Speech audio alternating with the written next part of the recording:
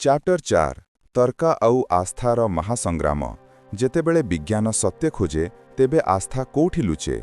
एबे पर्यंत आमे आस्थार नैतिका आउ ऐतिहासिका पहलू उपरे कथा हेई सारिछु, किंतु एबे आमे सेही क्षेत्र रे प्रवेश करुछु जोठी आस्था आउ आधुनिक दुनिया भितरे सबुठु सीधा आउ स्पष्ट टकराव हुए आउ सेही क्षेत्र अछि विज्ञानर।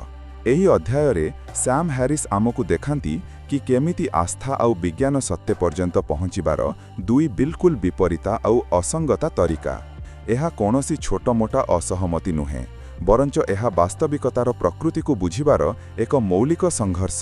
गोटे तरफ विज्ञान अछि जहा अवलोकना, प्रयोग, सबूता आउ निरंतर आत्मसुधारर प्रक्रिया उपरे आधारिता।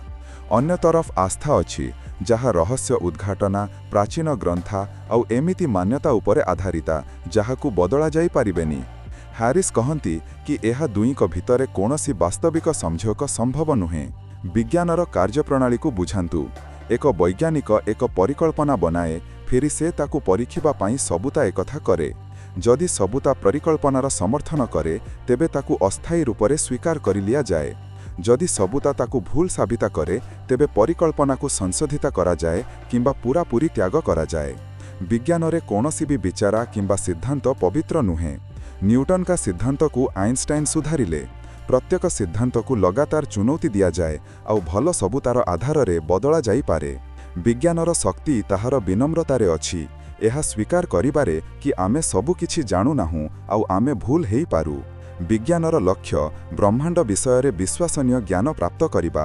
एमिति ज्ञान जहा काम करे, जहा आमकु टीका बनाइबा, अंतरिक्ष रे यान पथेइबा आउ इंटरनेट भली तकनीक विकसित करिबार अनुमति दिए। एबे आस्थार कार्यप्रणाली को देखंतु। आस्थार आरंभ एक निष्कर्षरु हुए। एक एमिति निष्कर्ष जहा कोनोसी पवित्र किताबरे लेखा अछि किंबा कोनोसी पैगंबर द्वारा बताया जाइछि। उदाहरण स्वरूप ब्रह्मांडर रचना 6 दिन रे हेला किंबा एक खास व्यक्ति ईश्वरंक पुत्र थिले। एई निष्कर्ष को अंतिम सत्य माना जाए। एनको परखिबा किंबा चुनौती देबार अनुमति नाही। जदि कोनोसी सबूता एही मान्यतार विरुद्धरे जाए, जेमिति कि जीवाश्म रेकर्ड किंबा जेनेटिक अध्ययन जहा विकासवाद को दर्शाए, तेबे आस्थावान व्यक्ति सबूता को खारिज करि दिए, न कि निज मान्यता को। आस्थार लक्ष्य विश्वास को बनाई रखिबा, चाहे किछि भी होउ। एहा एक एमिति मानसिक स्थिति जहा कहे मोते परवा नाही कि सबूता कौन कहे, मु एही उपरे विश्वास करिबी। हैरिस एही अंतरा को उजागर करी कहंती कि विज्ञान आमको दुनिया विषय रे निज विचार बदलिबा पाई प्रोत्साहित करे, जेतेबेले कि आस्था आमको वास्तविकता ठारू मुह मोड़ेबा पाई प्रोत्साहित करे। बहुत लोक एहा तर्क दियंती कि विज्ञान आउ धर्म अलगा अलगा क्षेत्र सहित संबंधित। से कहंती कि विज्ञान केमितिर प्रश्नर जवाब दिए, यानी ब्रह्मांड केमिति काम करे, जेतेबेले कि धर्म काहींकिर प्रश्नर जवाब दिए, यानी आमर उद्देश्य कौन। एही विचार को नॉन ओवरलैपिंग मैजिस्टेरिया किंबा नोमा कहा जाए। हैरिस एही विचार को सिरारु खारिज करंती। से कहंती कि एहा एक मिछा आउ कृत्रिम विभाजन। धर्म केवल काहींकिर प्रश्नर जवाब देबार दावा करे नाही, से केमितिर प्रश्न उपरे भी बहुत सारा दावा करे। भर्जिन बर्थ यानी कुमारी ठारू जन्म, पानी रे चालिबा, मृतका को जीविता करिबा, प्रार्थनार उत्तर देबा, एहा सबु भौतिक दुनिया विषय रे तथ्यात्मक दाबी। एहा एमिति दाबी जिनकार वैज्ञानिक रूपरे जंचा करा जाई पारे, आउ जेतेबेले भी एही दाबीर जंचा करा जाए तेबे से सर्वदिन भूल पाइबा जाए। हैरिस का कहिबा कथा कि धर्म लगातार विज्ञानर क्षेत्र रे अतिक्रमण करे, आउ जेतेबेले विज्ञान ताकु भूल साबिता करे तेबे से पछकु हटी रूपका किंबा आध्यात्मिक सत्यर आड़रे लुचि जाए। एही महासंग्रामर सबुठु स्पष्ट उदाहरण विकासवादर सिद्धांत उपरे हेउथिबा बाहास अछि। विज्ञानर पाखरे पर्वत जेतिकी सबूता अछि जहा देखाए कि जीवन लक्षण वर्षरे धीरे धीरे विकसित हेइछि। आमर पाखरे जीवाश्म अछि, डीएनए सबूता अछि, आउ आमे निज आखि सामनारे बैक्टेरिया आउ भाइरस को विकसित हेबा देखि पारु। अन्य पाटरे किछि धार्मिक मान्यता कहे कि इंसान को तांकर वर्तमान स्वरूपरे सीधा ईश्वरंक द्वारा बनाया जाइथिला। एई दुई दाबी एका संगे सत्य हेई पारिबेनी। किंबा आमे विकसित हेइछु किंबा आमको बनाया जाइछि। जेतेबेले आस्थावान लोक विकासवाद को अस्वीकार करती, तेबे से केवल एक वैज्ञानिक तथ्य को अस्वीकार करू नथांती, से तर्क आउ सबूतार पूरा प्रक्रिया को ही अस्वीकार करुछंती। से कहउछंती कि तांकर प्राचीन कहानी आम द्वारा खोजा जाइथिबा प्रत्येक सबूत ठारू अधिक महत्वपूर्ण। ହ୍ୟାରିସ୍କା ପାଇଁ ଏହା ବୌଦ୍ଧିକ ବେଇମାନିର ପରାକାଷ୍ଠା। ଏହା ଏକ ଏମିତି ଦୁନିଆ ବନାଇବା ଭଳି ଯେଉଁଠି ବ୍ୟକ୍ତିଗତ ପସନ୍ଦ ଆଉ ଭାବନା ବସ୍ତୁନିଷ୍ଠ ତଥ୍ୟ ଉପରେ ହାବି ହୋଇଯାଆନ୍ତି, ଆଉ ଏମିତି ଦୁନିଆରେ କୌଣସି ବି ପ୍ରଗତି ସମ୍ଭବ ନୁହେଁ। ବିଜ୍ଞାନ ଆମକୁ ଦେଖାଏ କି ଆମେ ଏକ ବିଶାଳ ଆଉ ଉଦାସୀନ ବ୍ରହ୍ମାଣ୍ଡରେ ରହିବା ବାଳା ଏକ ବିକଶିତ ଜୀବ। ଏହା ସଚା କିଛି ଲୋକଙ୍କୁ ଡରାବନା ଲାଗିପାରେ, କିନ୍ତୁ ହ୍ୟାରିସ୍ଙ୍କ ମାନିବା ଅଛି କି ଏଥିରେ ଏକ ଗଭୀର ସୁନ୍ଦରତା ଆଉ ଆଶ୍ଚର୍ଯ୍ୟ ବି ଅଛି। ଏହା ଆମକୁ ମିଛା ଆରମ୍ଭରୁ ମୁକ୍ତ କରେ ଆଉ ଆମକୁ ଗୋଟେ ଅନ୍ୟ ଉପରେ ଆଉ ନିଜ ତର୍କ ବୁଦ୍ଧି ଉପରେ ଭରସା କରିବା ପାଇଁ ପ୍ରେରିତ କରେ। କିନ୍ତୁ ଯଦି ଆମେ ଧର୍ମ ଆଉ ଆସ୍ଥାକୁ ପୂରାପୂରି ତ୍ୟାଗ କରିଦେବା, ତେବେ କ'ଣ ଆମର ପାଖରେ କିଛି ବଞ୍ଚିବ? କ'ଣ ବିନା ଧର୍ମରେ ଏକ ସାର୍ଥକ ଆଉ ନୈତିକ ଜୀବନ ସମ୍ଭବ? କ'ଣ ଆଧ୍ୟାତ୍ମିକତା ପାଇଁ କୌଣସି ଆଉ ମାର୍ଗ ଅଛି? ଏହି ହିଁ ସେ ଅନ୍ତିମ ଆଉ ସବୁଠୁ ମହତ୍ତ୍ୱପୂର୍ଣ୍ଣ ପ୍ରଶ୍ନ, ଯାହାର ଜବାବ ଆମେ ଆମର ଅନ୍ତିମ ଅଧ୍ୟାୟରେ ତଲାସିବା। ଚ୍ୟାପ୍ଟର 5 ଚେତନାର ନୂଆ ସବେରା। ବିନା ଧର୍ମରେ ଏକ ସାର୍ଥକ ଆଉ ନୈତିକ ଜୀବନ କେମିତି ଜୀଇଁବା? ପିଛିଲା ଅଧ୍ୟାୟରେ ଆମେ ଆସ୍ଥାର ନିଆଁକୁ ହାଲେଇଛୁ, ତାହାର ଐତିହାସିକ ପରିଣାମକୁ ଦେଖିଛୁ ଆଉ ବିଜ୍ଞାନ ସହିତ ତାହାର ଟକ୍ରାବକୁ ବୁଝିଛୁ। ଏବେ ଆମେ ଏହି ଯାତ୍ରାର ଅନ୍ତିମ ଆଉ ବୋଧହୁଏ ସବୁଠୁ ମହତ୍ତ୍ୱପୂର୍ଣ୍ଣ ସ୍ଥାନରେ ଅଛୁ। ଯଦି ଆମେ ଧର୍ମର ସଂରଚନାକୁ ଗିରାଇ ଦେବା, ତେବେ ତାହାର ଅବଶେଷ ଉପରେ ଆମେ କ'ଣ ବନାଇବା?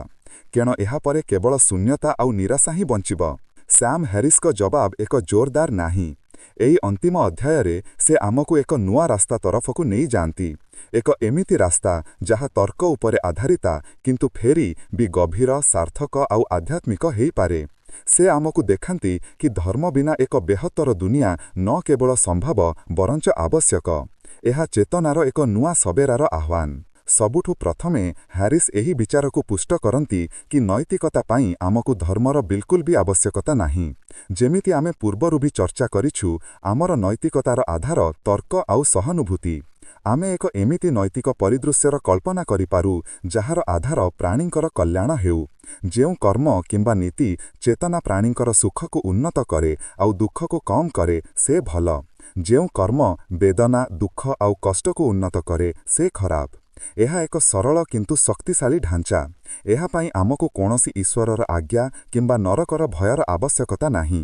ଆମକୁ ବାସ୍ ଏହି ତଥ୍ୟକୁ ସ୍ୱୀକାର କରିବାର ଆବଶ୍ୟକତା ଅଛି କି ଆମେ ସବେ ସୁଖ ଚାହୁଁଛୁ ଆଉ ଦୁଃଖଠାରୁ ବଞ୍ଚିବା ଚାହୁଁଛୁ।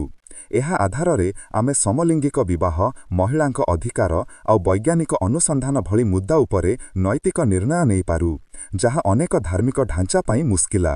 ହ୍ୟାରିସ୍ଙ୍କ ମାନିବା ଅଛି କି ବିଜ୍ଞାନ ବି ନୈତିକତାରେ ଆମର ସହାୟତା କରିପାରେ।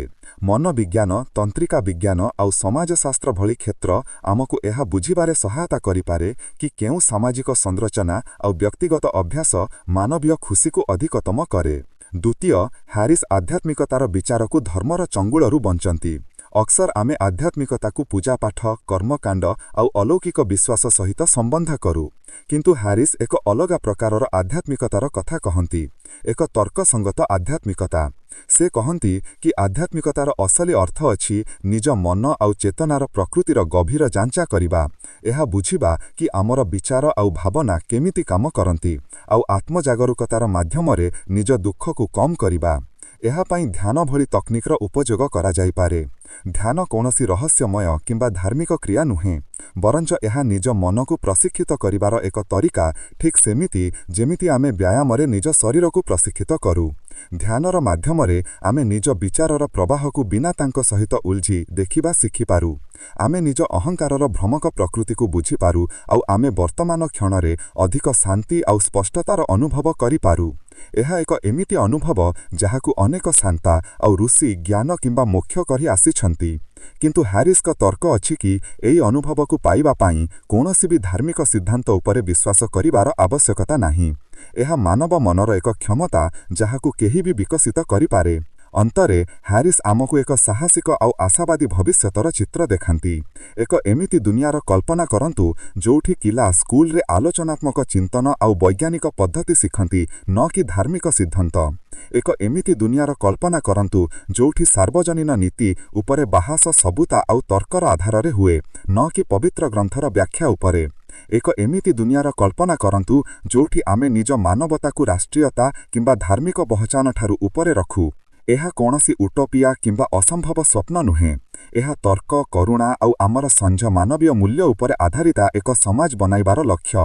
ହ୍ୟାରିସ୍ ମାନନ୍ତି କି ଏହା ରାସ୍ତା ସହଜ ନୁହେଁ। ଆସ୍ଥାର ଅଭ୍ୟାସ ହଜାର ସାଲଠାରୁ ଆମର ସମାଜରେ ଗଭୀର ବୁନିୟାଦ ବନାଇଅଛି। କିନ୍ତୁ ସେ ଏହା ବି ମାନନ୍ତି କି ମାନବ ପ୍ରଗତିର ଇତିହାସ ହିଁ ତର୍କର ଜିତାର ଇତିହାସ। ଆମେ ଏହା ମାନିବା ତ୍ୟାଗ କରିଦେଇଛୁ କି ବିମାରୀ ଖରାପ ଆତ୍ମାର କାରଣରୁ ହୁଏ। ଆମେ ଏହା ବି ମାନିବା ତ୍ୟାଗ କରିଦେଇଛୁ କି ରାଜାଙ୍କୁ ଶାସନ କରିବାର ଦୈବ୍ୟ ଅଧିକାର ଅଛି। ଏବେ ସମୟ ଆସିଛି କି ଆମେ ଏହା ବି ତ୍ୟାଗ କରିଦେବା କି ବିନା ସବୁତରେ ବିଶ୍ୱାସ କରିବା ଏକ ଗୁଣ ଅଛି। ଦ ଏଣ୍ଡ ଅଫ୍ ଫେଥ୍ର ଅନ୍ତ ନିରାଶବାଦୀ ନୁହେଁ, ବରଞ୍ଚ ଏକ ଆହ୍ୱାନ। ଏହା ଆମକୁ ନିଜର ସବୁଠୁ କିମତୀ ଉପହାର, ଆମର ତର୍କ କରିବାର କ୍ଷମତାକୁ ଆପଣେଇବା ଆଉ ତାହାର ଉପଯୋଗ ଏକ ଅଧିକ ଶାନ୍ତିପୂର୍ଣ୍ଣ, ନ୍ୟାୟପୂର୍ଣ୍ଣ ଆଉ ତର୍କସଙ୍ଗତ ଦୁନିଆ ବନାଇବା ପାଇଁ କରିବାର ଆହ୍ୱାନ। ଏହା ଆମକୁ ନିଦାରୁ ଉଠି ଚେତନାର ନୂଆ ସବେରାକୁ ଆପଣେଇବା ପାଇଁ କହେ। କନକ୍ଲୁଜନ୍। ତେବେ ଦୋସ୍ତ, ଏହା ଥିଲା ସାମ୍ ହ୍ୟାରିସ୍ଙ୍କ ସାହସିକ ଆଉ ବିଚାରୋତ୍ତେଜକ ପୁସ୍ତକ ଦ ଏଣ୍ଡ ଅଫ୍ ଫେଥ୍ର ସାର। ଆମେ ଏକ ଲମ୍ବା ଆଉ ଚୁନୌତିପୂର୍ଣ୍ଣ ଯାତ୍ରାକୁ ତେଇ କରିଛୁ।